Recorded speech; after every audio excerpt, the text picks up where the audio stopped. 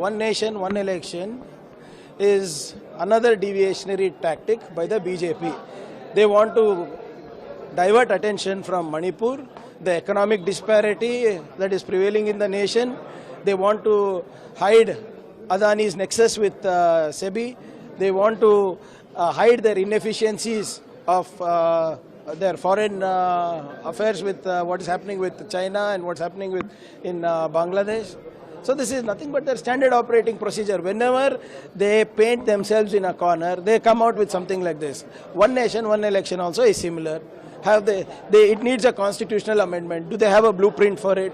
Do they have the men and machinery that is required to do one nation, one election? What will happen to the regional parties' aspirations? Have they spoken about it? So this is nothing but, this is a completely unplanned and unconstitutional way to do things. And it is just one more step ahead. What they are trying to do is one nation, one religion, one nation, one election, one nation, one leader they want. It is as simple as that. But overall, it is nothing but an attention deviation tactic by BJP to safeguard Adani.